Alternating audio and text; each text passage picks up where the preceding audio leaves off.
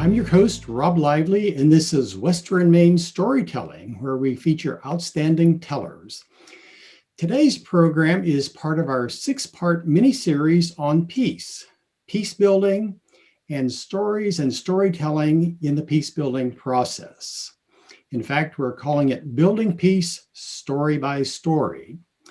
It's a cooperative arrangement between Mountain Blue Television, Western Maine Storytelling, and the nonprofit National Peace Alliance.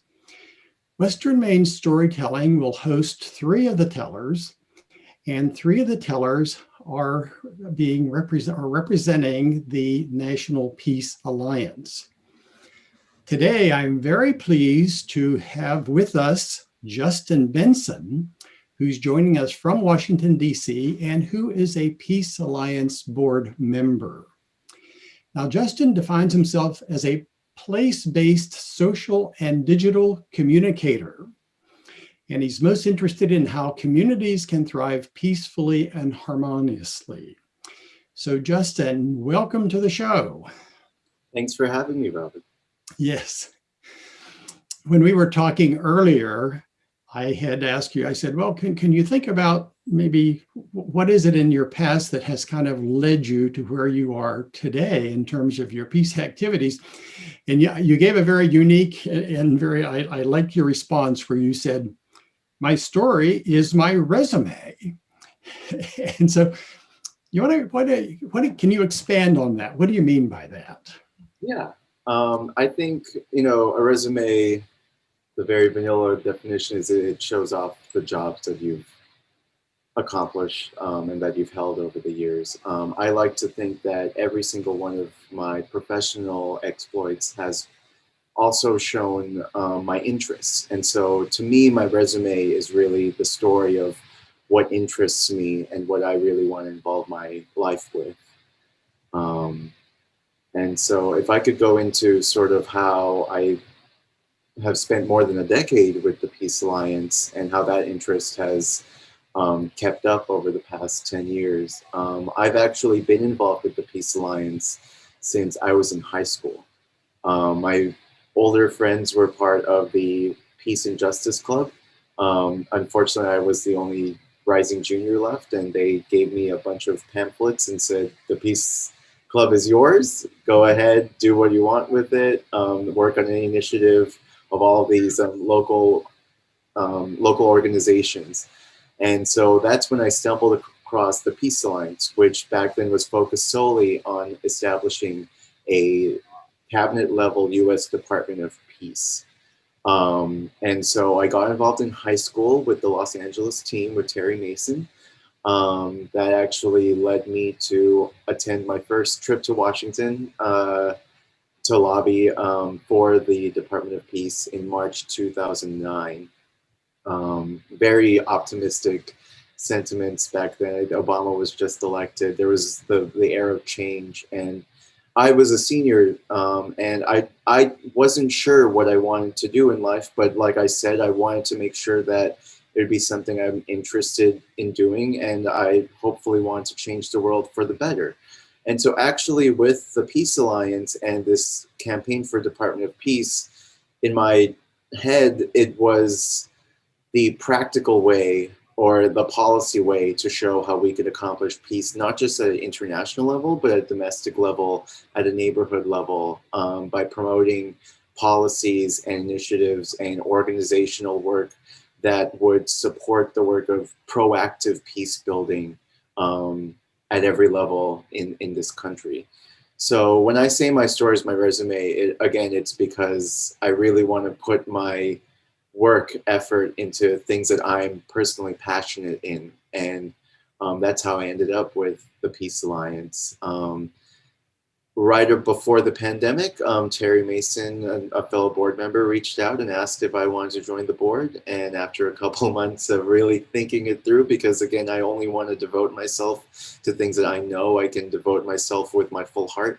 I became a board member last year. I think I'm wrapping up my first year as a board member right now. Mm-hmm. I see. Yes, well, good. I like when you were a rising senior, all of a sudden you were you were deemed the leader of the group when everyone else left. That's a common experience, I'm sure, for many of us. But when we were talking earlier, you mentioned that you like to develop connections between people and bringing people together. Can you give some examples of how you do that and what you have done? Of course. So in my professional life, I'm actually the social media manager. Well, my formal title is digital experience manager for the Roslyn Business Improvement District. We're a community organization that seeks to keep our neighborhood clean and safe, and also promote the businesses and activities that are happening in our neighborhood. Roslyn is a large office and residential neighborhood right across the river from DC. You can actually, I love my bike ride in, you see the monuments as you're biking in from Keybridge. And so my role is really to promote the neighborhood and show what is possible here. I do that with social media. And so my philosophy in getting involved with social media was really, where are the people? The people these days are on social media. And how do you show them a day in the life in Roslyn? What's possible in Roslyn? So in my head, taking pictures of our restaurants, of our retailers, and then showing them online is how we connect people with our businesses and our neighborhoods. But also it's bringing influencers. So these are folks with a couple thousand followers on social media to the neighborhood and letting them show off to their own audiences what a good day in Roslyn is. In fact, a couple of weeks ago, we just did a influencer dinner at one of our local restaurants, Open Road, with the Northern Virginia Food King, as he likes to style himself. He brought together 3 other influencers, and we had a great time of the 4 of us just sharing a meal together. And during that meal, we took pictures and videos. And so in my head, not only are we connecting the 4 influencers with me and our restaurant, we're also telling this story of a good night, a good time in Roslyn to all of their followers. And I think that, connection is really important these days. And we can't overstate the role that social media plays these days. Especially during the pandemic, we've been seeing that a lot of people, that's how they're connecting, is digitally. And so that's how I like to tie my work with my own personal passion of bringing people together. It's bringing people together across a digital platform. And that's how I do it, at least in my professional work. Mm-hmm. Mm-hmm. And does that spill over into your work with the Peace Alliance? Are you the go-to digital guy? Yes, absolutely. We like to joke that I bring diversity, not just in race, but also in age, but also in ability and technical expertise, right? So when Terry came to me, it was funny. She knew my personal passion for peace. She didn't actually know that I am a digital marketer. I'm a social media marketer as well. And that serves as well because we have about 18,000 followers on our Facebook page.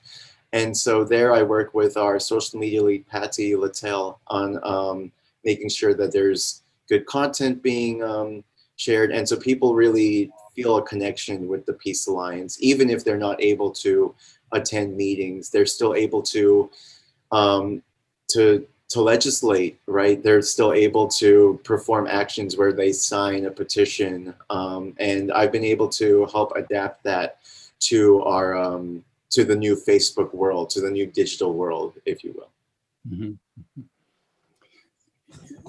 I like the way you say that you brought youth to the board, which is very, very important, especially with the knowledge and skills that you have. Someone that's older like me, I mean, I'm on Facebook, but I don't do a whole lot with social media. How do you reach out to someone like me?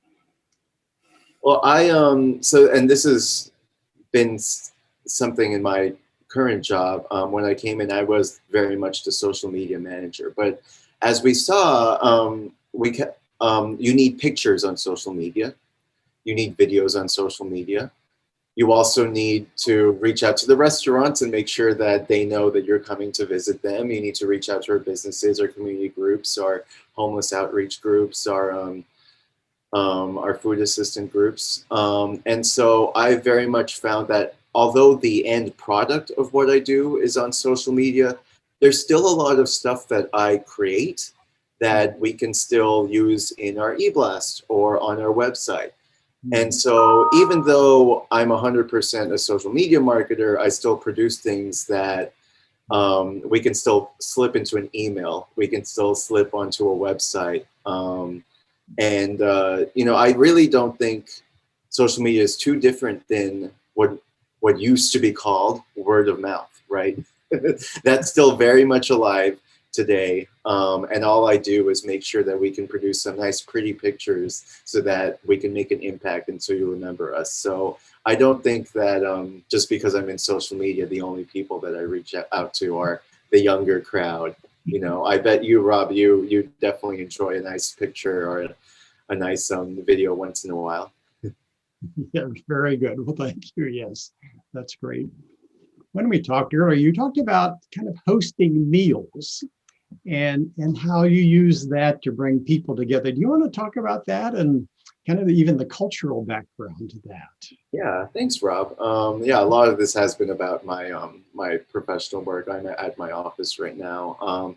Yeah, in my personal life, I love to bring people over to my place. And every summer, I try to have a Halo Halo party.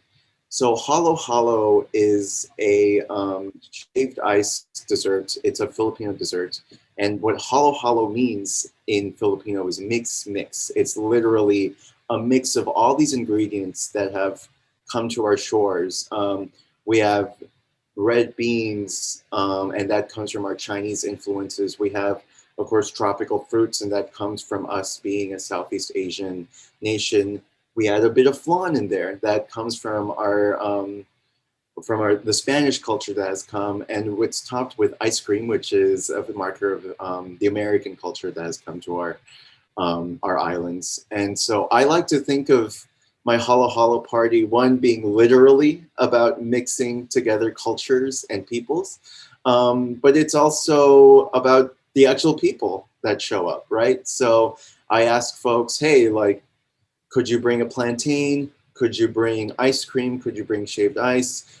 The party only works if everybody brings a little piece of each dessert to the party. And I do this with actually a Lao girl, and in Southeast Asian culture, there's a ton of shaved ice desserts out there. It's a very hot region. So I like to think of it as us bringing together our cultures and having people participate in that by bringing their own each bringing ingredients together. And all of that Halo Halo dessert can only happen if everybody brings different cultures, different ingredients together and Halo Halo it, mix it. Yes, very good. So the folks that you invite, what are their nationalities? What is their background?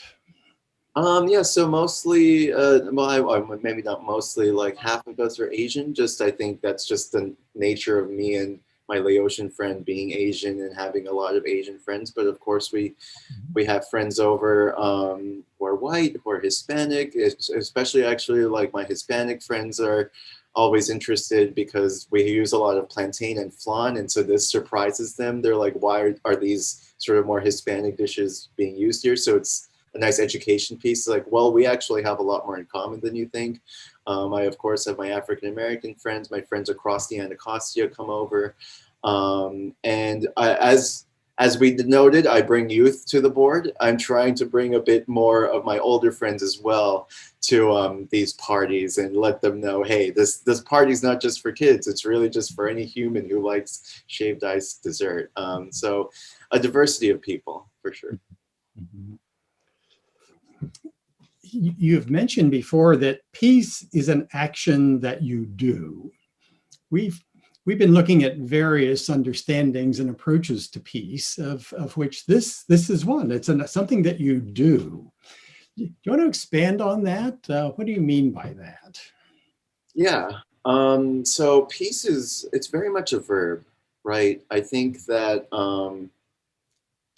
peace is not just the absence of war. It's trying to bring about justice. It's trying to make sure that people are living in an active state of peace, right? And peace is something you do because you're trying to make it happen. It's not just something you can't just remove the violence. You need to be vigilant and make sure that people are actually acting in peace. I think there's sort of some parallels right now with Black Lives Matter and trying to up level that, not just being pro not just working for racial justice, but also being trying to work to be anti-racist. And so I think that's our charge as peace builders, is to remember that the work is ongoing. It doesn't just happen overnight, and it doesn't just happen, and that it's not a permanent state. You always have to be trying to work to build a peaceful community, and you have to be active in that. I always I try to educate my white friends specifically about that, is that we need to be aware of not just explicit racism, but implicit racism as well, and making your politics personal, right? Like, it's not just enough to donate to the Peace Alliance. It's about making sure you greet your neighbor in the mornings and making sure that they're in a good, happy mental state of being, as your neighbor, as a member of your community. So peace is an action that you do every single day. I think there are micro actions and macro actions. I think it's great that the Peace Alliance does great macro action work on the national level, trying to espouse the values of the 5 cornerstones of peace building. But we also need to make sure that we're doing personal peace in our own lives as well, and not just with our loved ones, but those folks in our greater community who we touch every single day. Mhm. You mentioned earlier kind of going on to Capitol Hill and kind of advocating. Have you, do you want to share, do you have any stories of working with legislators or meeting with them? Yeah. So again, like I mentioned, in 2009, that was my first trip to DC. So also my first lobbying trip. Yes. And, you know, I think we all think of legislators as these people off on a TV screen. They're off on the Hill. That's not the sense I got when I got there. I got to see that these legislators, for the most part, really are in tune with their constituencies and with their neighborhood. I was actually quite floored. My first meeting was with my local representative, who's not in office now, so her name escapes me, but I met with her legislative director, and I had mentioned this case that happened, this sad act, this tragic act of violence in my neighborhood, actually in Carson, California, where somebody had tried to rob a gas station, and unfortunately, in the process, there's an elderly man who was working there and a young woman. Young woman's first day, elderly man's last day. It was supposed to be a transition. They unfortunately died in the robbery. And I mentioned that to the legislative director. And I was floored that he said, "Oh, I do remember that. That was at the Exxon on the corner of Carson and Main." And I was just like, wow, that they really do pay attention to their constituencies.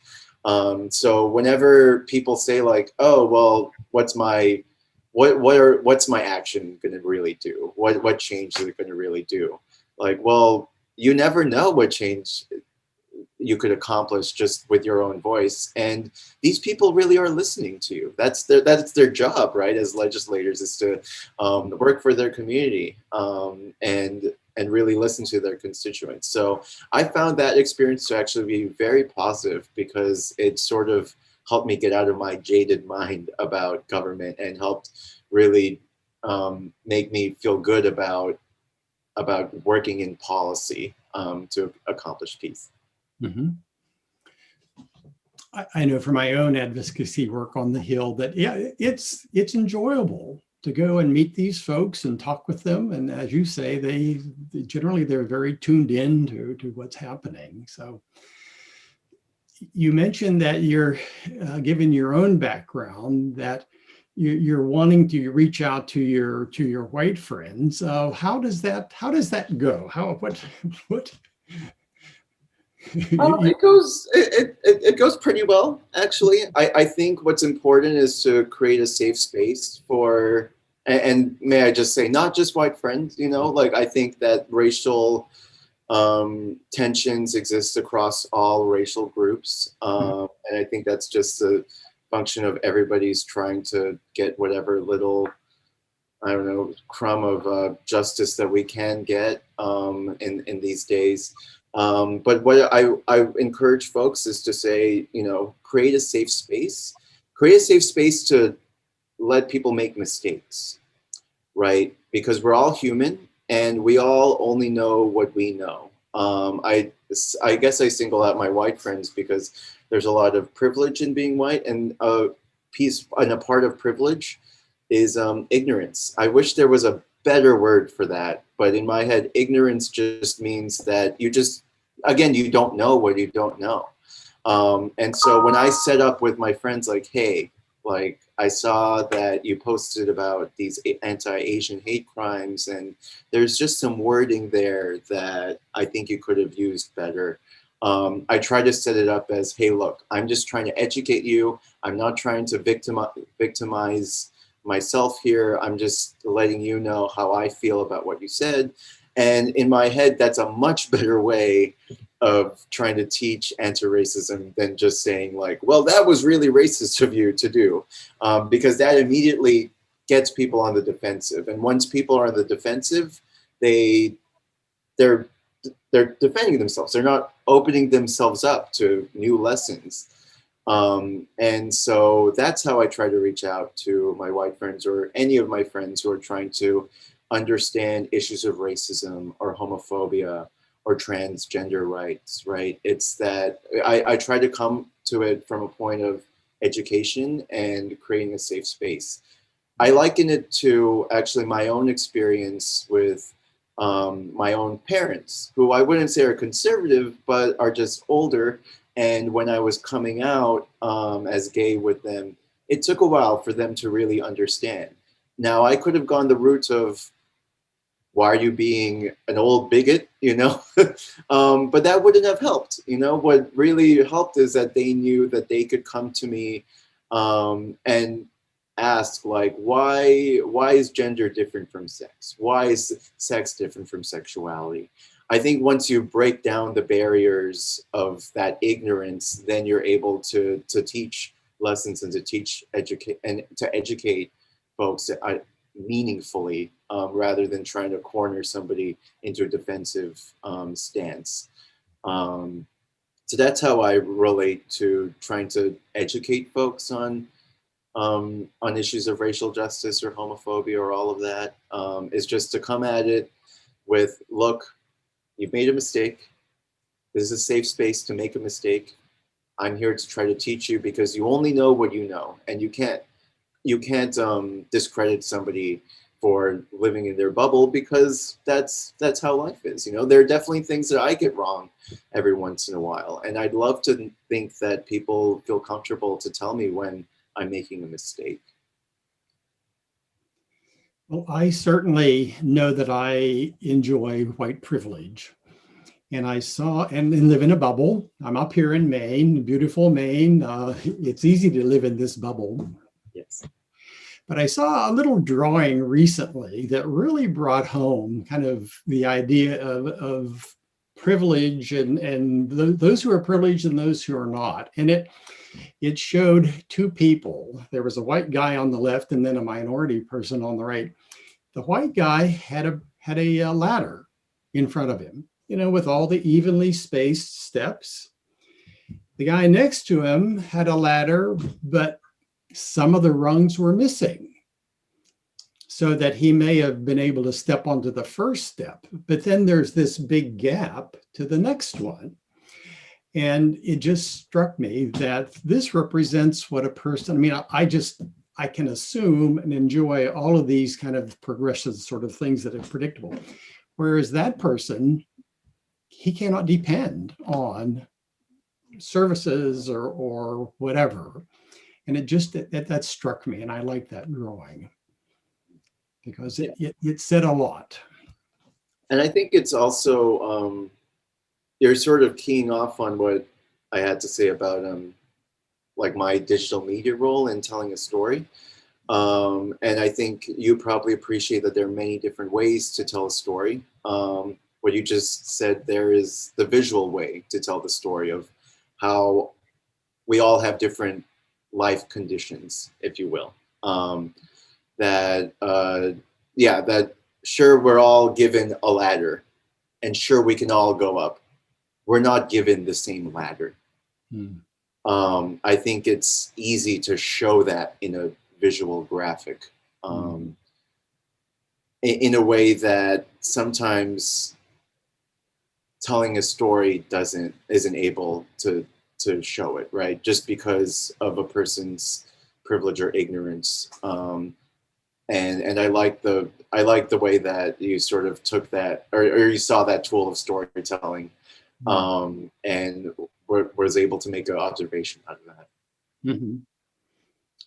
I mean, my rungs were education, health, access to services, and just all kinds of things that I just assume. Whereas my unfortunate friend, they don't have perhaps the access to the educational opportunities or the health services. That's certainly one thing that we're seeing now during the pandemic, isn't it? That the disparity in health services that are available to people.